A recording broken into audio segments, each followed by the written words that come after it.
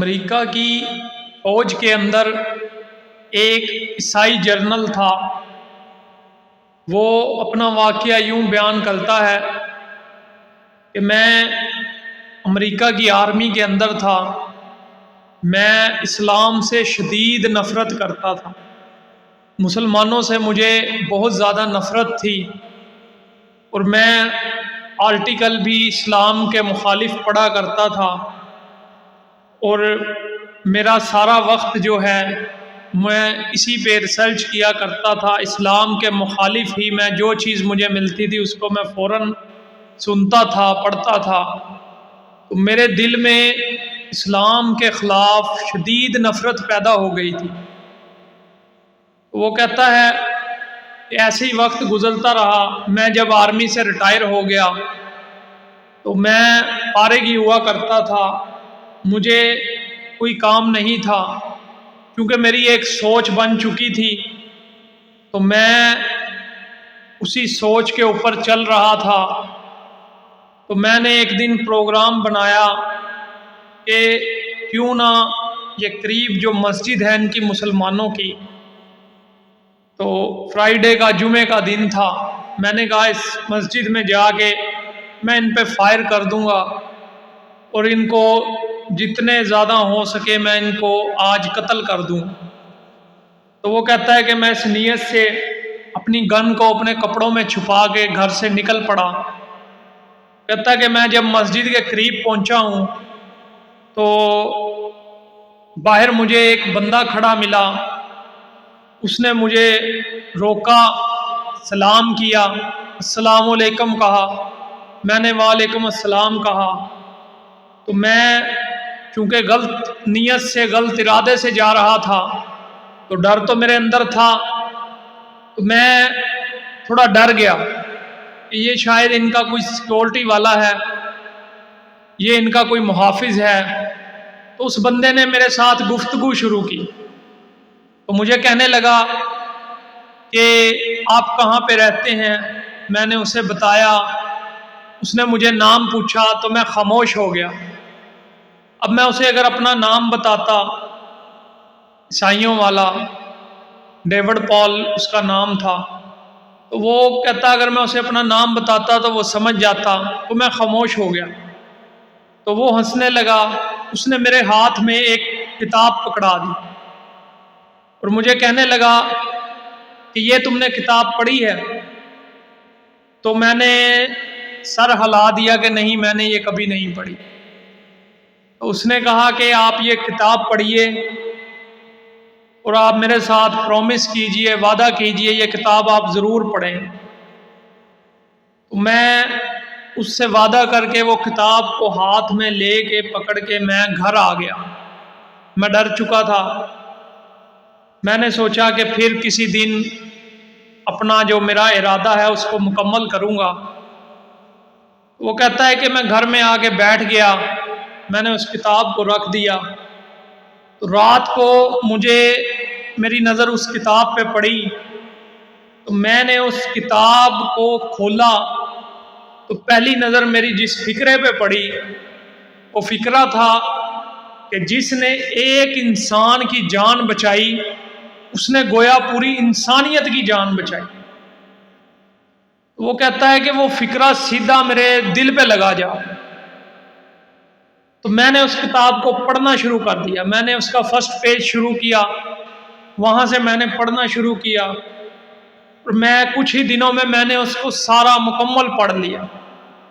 جب میں نے مکمل اس کو پڑھا تو میری اسلام سے جو نفرت تھی وہ ختم ہو گئی، اور میں اسلام قبول کرنے کے لیے اسی مسجد میں گیا۔ وہاں کے جو امام صاحب تھے ان سے ملاقات ہوئی، تو انہوں نے مجھے کلمہ پڑھایا اور مسلمان کیا۔ پھر میں 10 سال تک ایک مدرسہ تھا ان کا، یا جو سکول تھا، اسلامی تعلیم وہاں پہ حاصل کرتا رہا 10 سال تک۔ اس کے بعد وہ کہتا ہے کہ میں اب اسلام کا درس دیتا ہوں، قرآن کا درس دیتا ہوں، اور ایسے ہی میری زندگی کے صبح و شام اب بسر ہو رہے۔ میرے بھائیوں، ایک عیسائی شخص جس کا قرآن پہ ایمان نہیں تھا، ایک آیت نے اس کی زندگی کو بدل کے رکھ دیا۔ کتنا گھنونا کام وہ کرنے جا رہا تھا، کہاں سے اس کو اٹھا کے اس آیت نے اور کس مقام پہ پہنچا دیا۔ اور آج ہم مسلمان، ہمارے گھروں میں ایک قرآن پاک ہی واحد ایسی کتاب ہے جس کو کبھی کھولا ہی نہیں جاتا۔ ہم اس پہ کپڑے کا غلاف تو بڑا خوبصورت چڑھا کے رکھتے ہیں اس کو، اور بس بند کر کے رکھ دیا، پھر کبھی توفیق نہیں ہوتی اس کو کھولنے کی۔ میرے بھائیوں، کم از کم ہر مسلمان کو دیکھو، اللہ رب العزت نے 89 مرتبہ 99 مرتبہ قرآن کے اندر ایمان والوں کو خطاب کیا ہے، یا ایھا الذین آمنو۔ یہ 99 آیات ہیں پورے قرآن کے اندر، یہ پوری انسانیت سے خطاب نہیں ہے، یہ صرف جنوں کو اللہ رب العزت نے مخاطب نہیں کیا، یہ کافروں کو اللہ رب العزت نہیں کہہ رہا، یہ ایمان والوں کو۔ ہمارا جو دعویٰ ہے کہ ہم ایمان والے ہیں، ہمارا اللہ رب العزت پہ ایمان ہے، تو یہ اللہ ہمیں کیا کہہ رہا ہے؟ آج تک ہم نے کبھی یہ کوشش ہی نہیں کی اس کے ترجمے کو سمجھنے کی، پڑھنے کی، ہماری یہ کبھی کوشش ہی نہیں ہوئی۔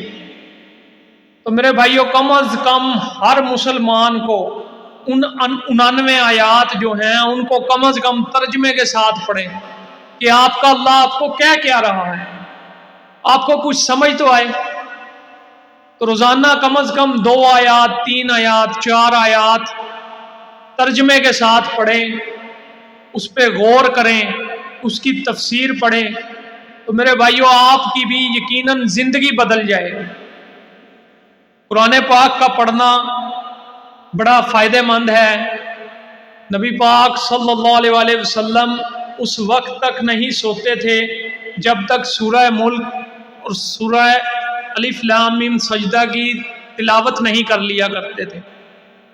سورہ ملک جو ہے میرے بھائیوں، یہ 30 آیات کی سورت ہے، 29واں پارہ جہاں سے شروع ہوتا ہے وہ اسی سورت سے شروع ہوتا ہے۔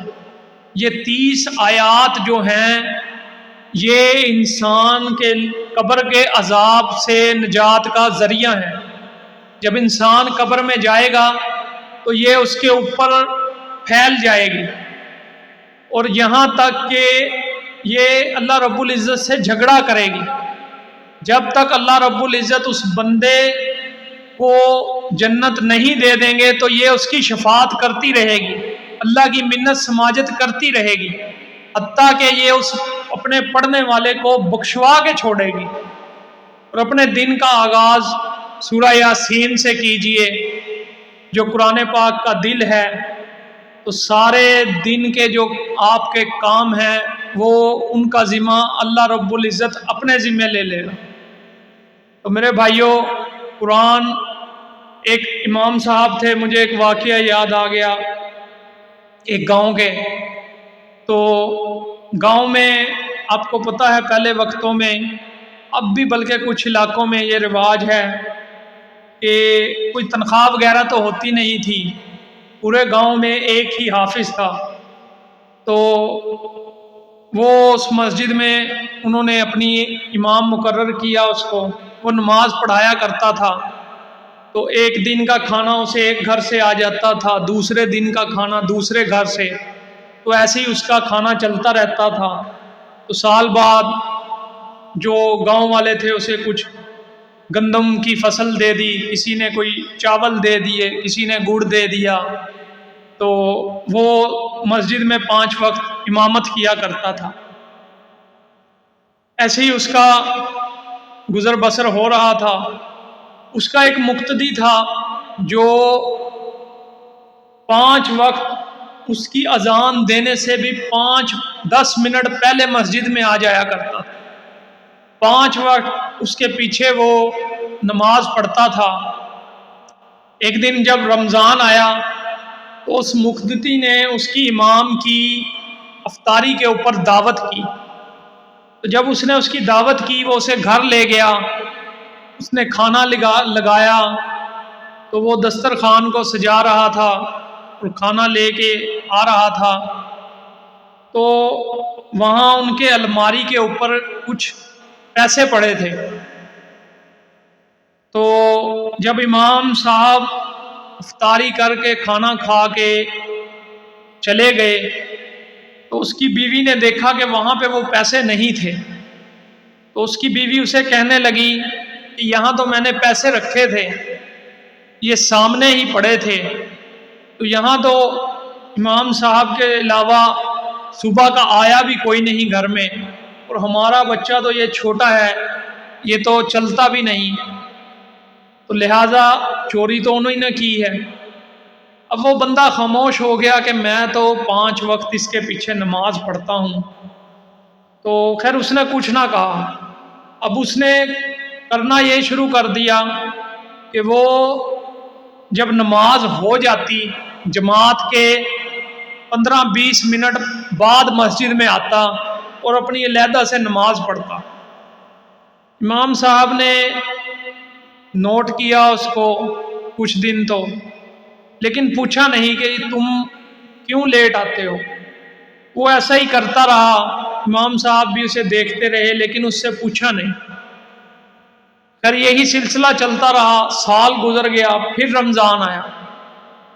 اس بندے نے پھر امام صاحب کی افطاری کی اور انہیں اپنے گھر افطاری پہ بلایا، تو امام صاحب پھر تشریف لے گئے، تو وہ بندہ پھر امام صاحب سے پوچھنے لگا کہ امام صاحب میں آپ سے ایک بات پوچھنا چاہتا ہوں، مجھے 1 سال ہو گیا ہے۔